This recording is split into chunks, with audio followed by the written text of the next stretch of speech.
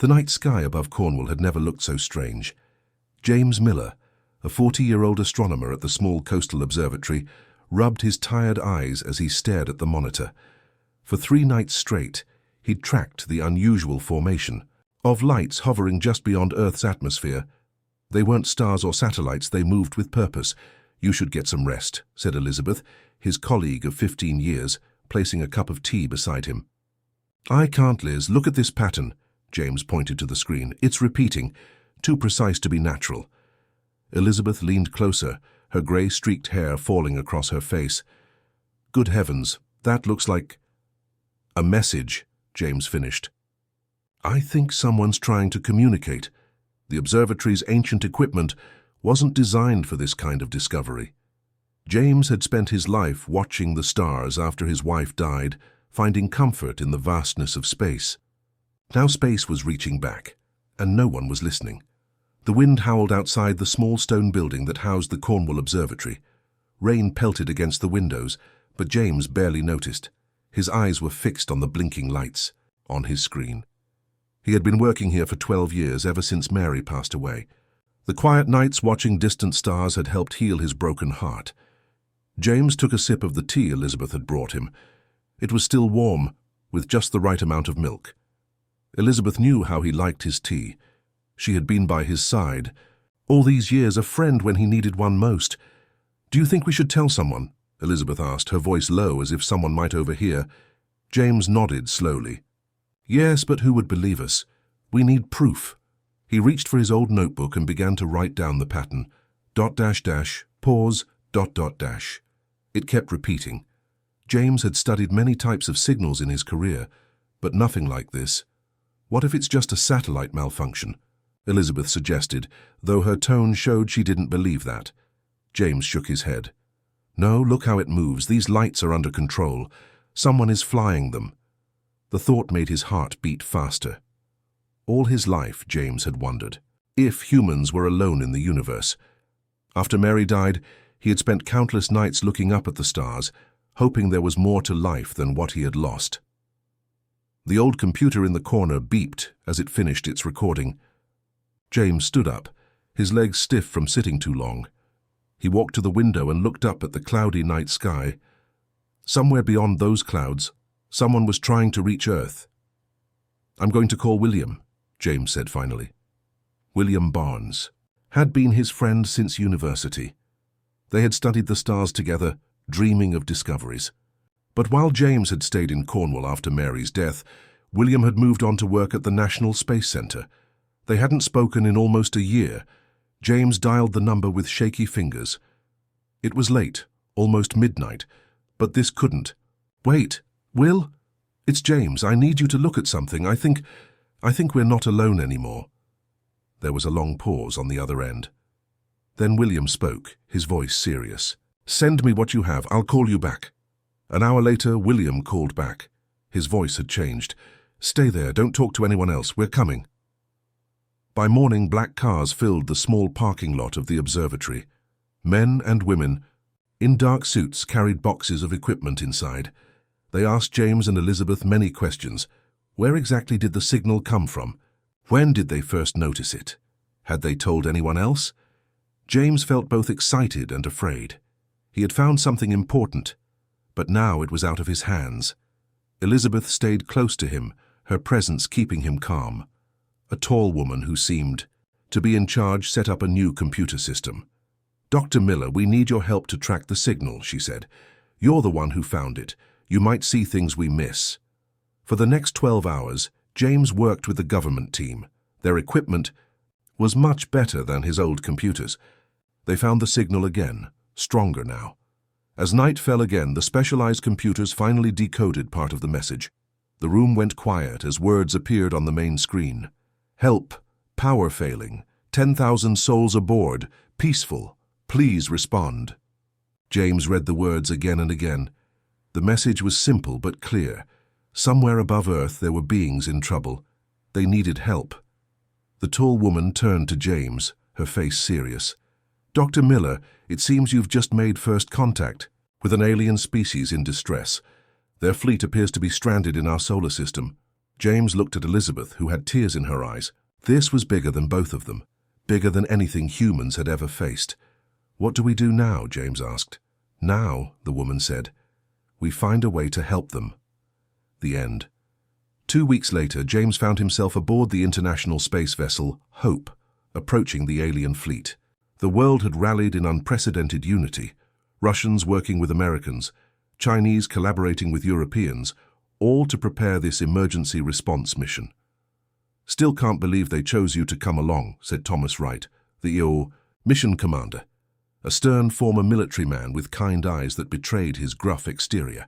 "They need someone who recognized the pattern first," James replied, staring out the viewport at the massive alien ships, elegant, damaged vessels that glowed with fading internal light. "Besides, I've nothing keeping me on Earth." As they docked, with what appeared to be the main vessel, James felt his heart racing. The airlock opened to reveal corridors designed for beings similar to humans, but taller. The air was breathable, but had a sweet, unfamiliar scent. They found the aliens in a vast chamber, luminous beings whose skin emitted a soft blue glow, now dimming as their ship's power failed. Their captain, later translated as Bright Guardian, approached with graceful movements. Through hastily developed translation technology, James learned their story. Their home planet had been destroyed by a stellar explosion. These ships carried their civilization's survivors, families, children, elders, the last of their kind. Their journey had lasted generations before their energy cores began to fail. "Why Earth?" James asked. The alien's lights pulsed gently as it responded. "Of all worlds in reach, yours showed the most compassion. We hoped." Looking at the thousands of beings in hibernation pods, James realized the enormity of their trust and what would happen if those pods lost power completely. James had never been in space before. The journey from Earth to the alien fleet took 3 days, but it felt much longer. He spent hours looking out the small window in his cabin, watching Earth grow smaller until it was just a blue dot. The ship, Hope, carried 20 people from 12 countries. There were engineers, doctors, scientists, and military personnel. James was the only astronomer. "We're getting close now," Thomas said, as he joined James in the observation room. "Look there." James gasped as the alien ships came into view. There were 7 of them, each bigger than the largest cruise ship on Earth. They seemed to be made of a metal that caught the sunlight and reflected it in rainbow colors. "They're beautiful," James whispered. "Yes," Thomas agreed. "And dying. Our readings show their power is at 15% and dropping." The main alien ship was shaped like a giant oval. As the Hope moved closer, James could see damage along its sides, like it had traveled through something dangerous. "We've established basic communication," Thomas explained. "They understand we're here to help. They've given us permission to dock." James felt his mouth go dry. "And they know I'm coming?" Thomas nodded. "They asked for you specifically after we sent them your picture. They said the first one to hear them should be the first to meet them." The docking process took 2 hours. Engineers worked carefully to connect their ship to the alien vessel. When the airlock finally opened, James was the 3rd person to step through, right behind Thomas and Dr. Helen Green, the mission's lead scientist. The corridor they entered was tall and wide, with walls that seemed to glow from within. The air felt clean in James's lungs, with a sweet smell that reminded him of honeysuckle. "It's perfectly safe to breathe," Dr. Green confirmed, checking her instruments. "Oxygen levels slightly higher than Earth, but nothing harmful." They walked for 5 minutes before reaching a massive round door. It opened silently as they approached, revealing a chamber larger than a football field. Inside, James saw the aliens for the first time. They were tall, about 7 feet, with slender bodies that glowed blue. They had no hair, and their faces had large, kind eyes that reminded James of deep ocean waters. Their hands had 6 long fingers, and their skin looked smooth like polished marble. One alien stepped forward. Its glow was slightly brighter than the others. Thomas had been briefed that this was their leader. Dr. Green held up the translation device they had developed based on the alien's signals. "We come in peace," she said. "We are here to help." The alien's body pulsed with light. The translation, device spoke in a soft voice. We thank you for answering our call. I am the one you would call Bright Guardian. James couldn't stop staring. He had spent his life looking at stars, wondering if other beings existed. Now here they were, right in front of him. The alien leader noticed him and moved closer. You are the one who heard us first. James nodded, trying to find his voice. Yes, my name is James Miller. James Miller, the alien repeated, its lights flickering in a pattern that might have been a smile. Your eyes show kindness. Through the translator, Bright Guardian explained their story. Their home planet had orbited a star that suddenly exploded 200 years ago. They had barely escaped with 50,000 of their people, most now sleeping in special pods to save resources during their long journey. We have traveled far, Bright Guardian said. Many stars, many worlds, none suitable for us. Then our power began to fail. Why did you choose Earth? James asked. There are other planets in our system. The alien's lights dimmed slightly. We watched your broadcasts. We saw how you help each other after disasters, how you save even small creatures. We hoped you would show us the same kindness. James looked past Bright Guardian to where thousands of glowing pods lined the walls of the chamber. Each contained a sleeping alien, their lights barely visible. If the power fails completely, James asked, already knowing the answer. They will not wake up, Bright Guardian said simply. We will be the last of our kind. Thomas stepped forward. That's not going to happen. We've brought engineers, power sources. Earth is united in helping you. For the first time, James truly understood why he had been brought along. Not just because he discovered the signal, but because someone needed to witness this moment, when humanity reached out to help another species who had nowhere else to turn. The end back on Earth, in the small village of Millfield, Oliver Davis watched the news about the alien rescue mission from his workshop. At 68, the retired power plant engineer had never expected to see first contact in his lifetime. They're saying the aliens' energy systems are nothing like ours, explained his grandson, Peter, who had come to visit for the weekend. Oliver nodded thoughtfully, his weathered hands tinkering with the model generator he'd been building. Different. Maybe. But energy is energy, boy. Physics doesn't change even for them. When the government issued a worldwide call for engineering solutions, Oliver hesitated. Who would listen to an old man from a forgotten village? But Peter insisted, helping him record a video explaining his idea, adapting Earth's geothermal energy techniques to jumpstart alien power cores. To Oliver's astonishment, his phone rang 3 days later. Mr. Davis? This is Emma Thompson from the International Space Agency. We'd like you to join our engineering team immediately. Within a week, Oliver found himself working alongside the brightest minds on the planet. His simple approach, focusing on principles rather than technology, provided the breakthrough they needed. Sometimes the old ways work best, he told the team leader, Mary Wilson, as they finalized the plans. My father taught me to look at what things share, not how they differ. When the first alien ship's lights brightened after implementing Oliver's solution, cheers erupted across mission control. Oliver thought of his late wife, wishing she could see this moment, humanity at its finest, reaching across the stars to help. The television in Oliver's workshop showed the same images over and over, the massive alien ships floating above Earth. Everyone in the world was talking about them. In Millfield, a village so small it didn't even have a proper grocery store, people gathered at the local pub to watch the news together. Oliver wiped the oil from his hands with an old rag. His workshop behind his cottage was small but neat, filled with tools he had collected over his 40 years working at the power plant. Since retiring 3 years ago, he spent most days here fixing things for neighbors or building small machines just to keep his mind sharp. Grandad, look, Peter pointed at the screen. They're showing inside the alien ships now. Oliver put on his glasses. The television showed strange blue beings moving around in large rooms.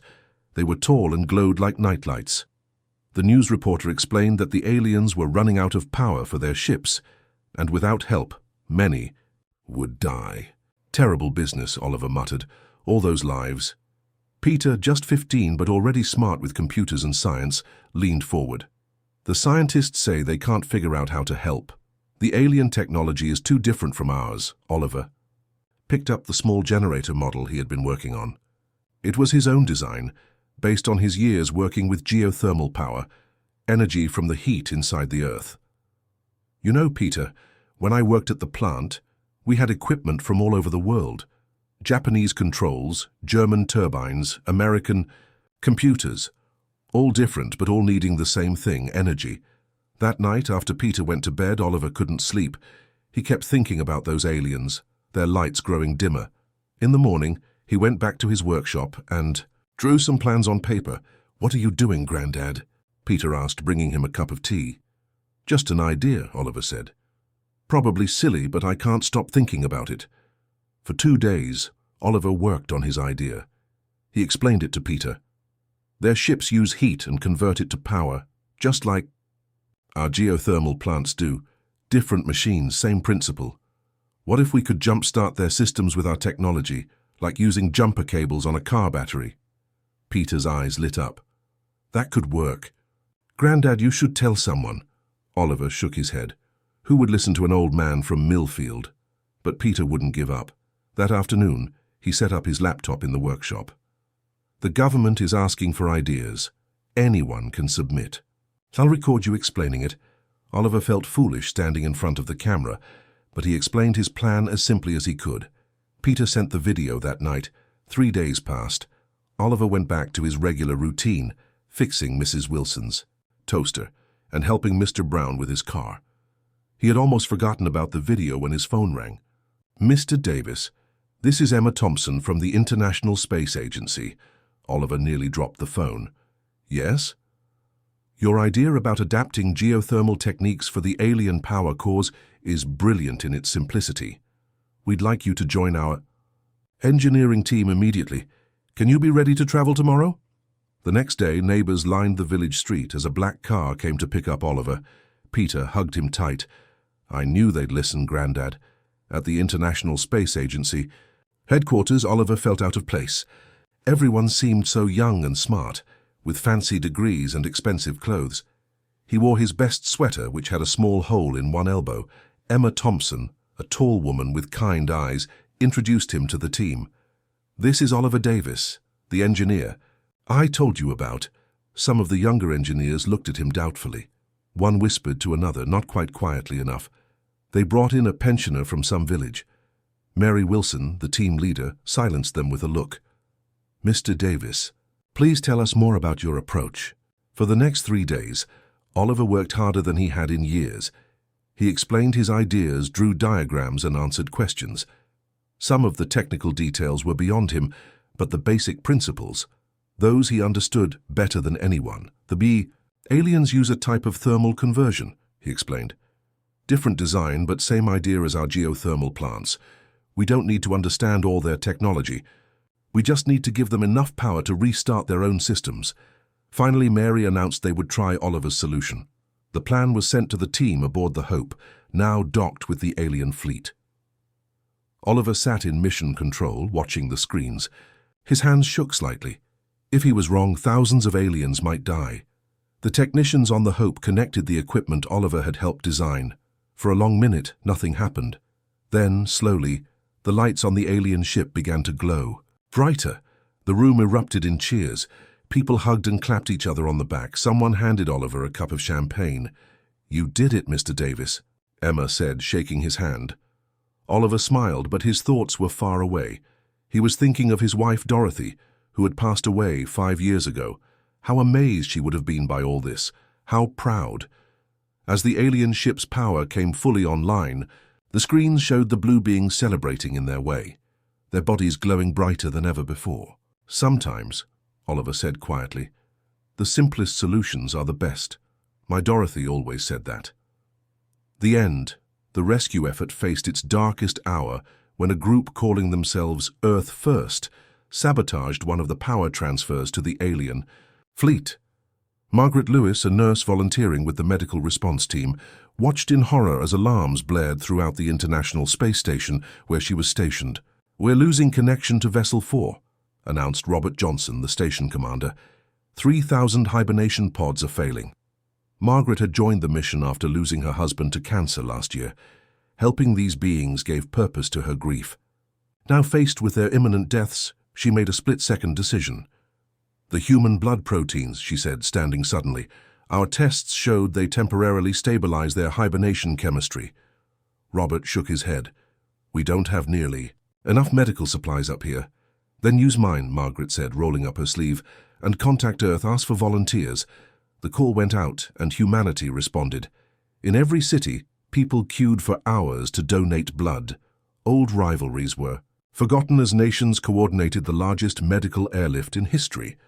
Margaret worked tirelessly, moving from pod to pod, monitoring the alien children who remained most vulnerable. When one awoke briefly, its dimming lights pulsing weakly, it reached out and touched her hand. In that moment, she felt a connection, a gratitude so profound it transcended language. Later, as Margaret rested, Robert brought news. "The saboteurs have surrendered. They're helping now. Said they couldn't watch children die no matter where they're from." Margaret nodded, understanding how fear could turn to compassion when faces replaced concepts. The space station had been peaceful for 3 weeks.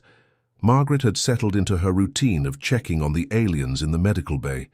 She had learned to recognize some of them by the different patterns of their glowing skin. The medical team called the small one with greenish-blue light Flicker because its glow pulsed in a happy rhythm whenever humans entered the room. Everything changed when the explosion happened. Margaret was measuring medicine when the whole station shook. The lights flickered, then turned red as the alarms began to sound. She steadied herself against the wall and ran to the main control room. Robert Johnson stood at the center console, his face grim. Someone blew up the power connection to Vessel. 4, he said when he saw Margaret. "We've lost all power transfer." "Was it an accident?" Margaret asked, though she already knew the answer. Robert shook his head. "Security camera caught 3 people in maintenance uniforms. They left a note claiming to be from Earth First. Said aliens would bring disease and take our resources." Margaret felt sick. Earth First had been protesting since the aliens arrived, saying humans should look after their own problems first. Most people ignored them, but it seemed some had taken more extreme action. "How bad is it?" she asked. "Very bad. Vessel 4 has 3,000 aliens in hibernation pods. Without power, those pods will fail within hours." The medical team gathered quickly. Dr. Wilson explained the situation. "The aliens in hibernation need constant cold and specific energy patterns to stay alive. Without the pods working, they'll all die before we can repair the damage." Margaret remembered something from their early tests. "Wait," she said. "Remember what we found last week? Human blood proteins temporarily stabilized their hibernation. Chemistry in the lab tests." Everyone looked at her. Dr. Wilson nodded slowly. "Yes, but we'd need massive amounts of blood. Far more than our medical supplies here." Margaret pushed up her sleeve. "Then start with mine, and ask Earth for volunteers." Within an hour, Margaret had given the maximum safe amount of blood. The medical team processed it quickly, extracting the proteins that seemed to help the aliens. They injected the solution into the first failing pod, and the alien inside stabilized. "It works," Dr. Wilson said, "but one pod used almost all we could get from Margaret. We have 2,999 more to go." Robert made the emergency call to Earth. "We need blood donations. As many as possible, as quickly as possible." The response was immediate. News stations around the world broadcast the plea. People lined up outside hospitals and donation centers. In London, the line stretched for 5 blocks. In Tokyo, people waited all night. In Rio de Janeiro, an entire football team arrived together to donate. Special planes carried the blood to space launch sites. Rockets that normally took months to prepare were ready in hours. Everyone worked together, forgetting old arguments and borders. On the space station, Margaret worked without stopping. She moved from pod to pod, checking on the aliens as the human blood proteins were injected.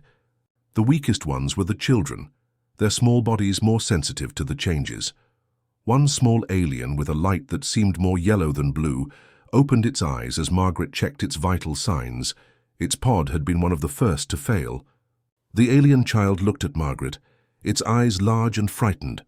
Margaret spoke softly, though she knew the alien couldn't understand her words. "It's okay, we're helping you." The alien reached out one long, thin hand and touched Margaret's arm. In that moment, something strange happened. Margaret felt a wave of feelings wash over her. Fear, then relief, then deep gratitude. Somehow, the alien was sharing its emotions directly. "You're welcome," Margaret whispered, tears in her eyes. The alien's lights pulsed once, then it slipped back into hibernation, now stable. For 3 days, Margaret and the medical team worked in shifts. The blood kept coming from Earth, a river of humanity's generosity flowing into space. Not a single alien was lost. On the 4th day, Robert came to find Margaret in her quarters. She had finally been ordered to rest after working for 36 hours straight. "The saboteurs have turned themselves in," he told her. "They asked to help with the blood processing." Margaret looked surprised. "What changed their minds?" "They saw the news feeds of the alien children," Robert said. "Their leader said he has kids too. Said he couldn't be part of letting children die, no matter where they're from." Margaret nodded, too tired to speak. She understood. It was easy to hate something strange and unknown. Much harder to hate once you saw faces, especially children's faces. As she drifted off to sleep, Margaret thought of her husband. John had been gone for a year now. The pain was still there, but helping these beings had given her purpose again. John would have been proud, she thought. He had always believed people were good at heart, and today humanity had proved him right. The end 6 months after the rescue began, a permanent Earth-Alien Cooperation Center had been established in a repurposed naval base near Plymouth. David Thompson, once a lonely lighthouse keeper with a painful past, had found new purpose as a communications liaison between the species. "Their language of light is becoming clearer to me," David explained to his new friend Helen White, a schoolteacher, who brought her class for weekly visits. "They don't just speak with brightness. There's emotion in the patterns." The alien visitors, now recovered enough to move about freely, had begun sharing knowledge that transformed human understanding of physics, medicine, and agriculture. In return, humanity offered something the aliens valued even more: a new home and friendship. Today marked a special celebration. The first alien child born in Earth's orbit would be formally welcomed by both species. David had been asked to participate in the ceremony, an honor that still bewildered him. As the celebration began, the alien leader's lights pulsed in a pattern David now recognized as profound gratitude. Through the translator, it spoke, "We encountered 12 civilizations before yours. All had the technology to help, but only humanity chose to. You gave without guarantee of return. You risked for strangers. This is rare in our galaxy." The newborn alien child was brought forward, its tiny body glowing with unusually golden light. When David reached out as instructed, the infant's tendrils wrapped gently around his finger, and everyone gasped as his skin momentarily reflected the same golden glow. "A sign," whispered the alien leader. "This child will grow understanding." Both worlds. David, who had lost his own family years ago, felt tears streaming down his face. Sometimes the greatest healing came from helping others. Sometimes family could be found among the stars. David walked along the shore near the Cooperation Center early in the morning. The waves crashed against the rocks, reminding him of his years as a lighthouse keeper. For 15 years he had lived alone in that tower, keeping ships safe, but talking to no one except the occasional maintenance worker. Now, at 52, his life had completely changed. The world had changed too. The aliens, who called themselves the Lumina, had become part of Earth's story. Their damaged ships now orbited the planet, slowly being repaired by joint human-alien teams. Some Lumina had come to Earth to learn and share knowledge. David stopped to pick up a smooth stone from the beach.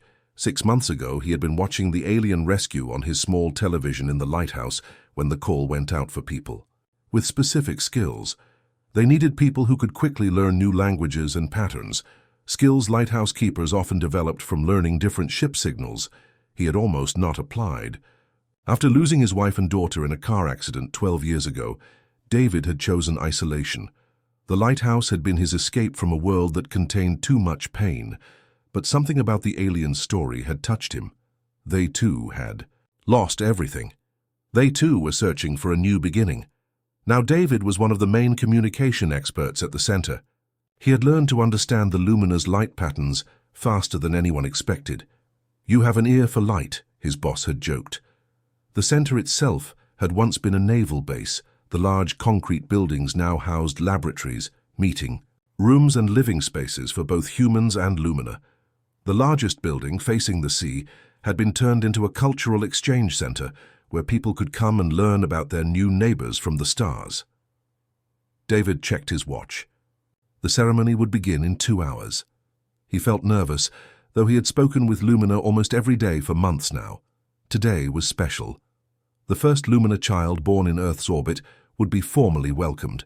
The child had been born 3 days ago, causing excitement among both species. David had been asked to represent humanity in the ceremony, an honor he still didn't understand. "Why me?" he had asked Helen White, the schoolteacher who had become his friend. Helen had smiled. "Because you truly listened to them, David, not just to their words but to their heart." Back at the center, people were gathering in the main hall. Officials from many countries stood in their formal clothes. Scientists and engineers who had worked on the rescue mixed with ordinary people who had donated blood or supplies. The Lumina entered silently, their tall bodies glowing softly in the dim room. Their leader, whom humans called Guardian, moved to the center stage. David took his place nearby. Guardian's body pulsed with patterns of blue and white light. Through the translator device, his words reached everyone. "6 months ago, we came to your world as strangers in need. We had visited 12 worlds before yours. All had the technology to help us, but all turned away. Some feared us. Others wanted payment we could not give. Some simply did not care." The room was completely silent. David could hear his own heart beating. Humanity alone chose to help without asking first what you would gain. "You risked your own health to save our children. You shared your resources, though you have your own needs." Guardian's light shifted to a deeper blue, a sign of deep emotion, David had learned. "Today we welcome the first of our kind born in your skies. This child represents our future, a future we now share with Earth." 2 Lumina approached, carrying between them a small, floating cradle. Inside was a tiny Lumina child, its body glowing with an unusual golden color. Most Lumina glowed blue or sometimes greenish blue, but this child's light was different. "David Thompson," Guardian said, "please approach the child." David stepped forward, his legs feeling shaky. He stood beside the cradle and looked down at the tiny being. Its eyes, large and deep like all Lumina eyes, opened and seemed to look directly at him. "Place your hand near the child," Guardian instructed. David slowly reached out. The baby Lumina extended one tiny tendril, like a small glowing finger, and wrapped it gently around David's index finger. Gasps filled the room. Where the Lumina touched David's skin, a golden glow spread up his hand and arm. For a brief moment, David himself seemed to glow with the same light as the child. "The sign," Guardian said, his voice filled with awe. "This has never happened before. The child recognizes the connection between our peoples." The golden glow faded, but the feeling remained, a warmth that spread through David's chest. It reminded him of when he had first held his own daughter, the overwhelming love that had filled him then. Tears ran down David's face. He had thought his heart was closed forever after his family died, but helping the Lumina had opened something inside him again. Guardian spoke once more. "We name this child Aurora, a word from your language meaning dawn. For this is the dawn of a new time for both our peoples." David looked out at the crowd, humans and Lumina together, and for the first time in 12 years, he felt like he was home. The end.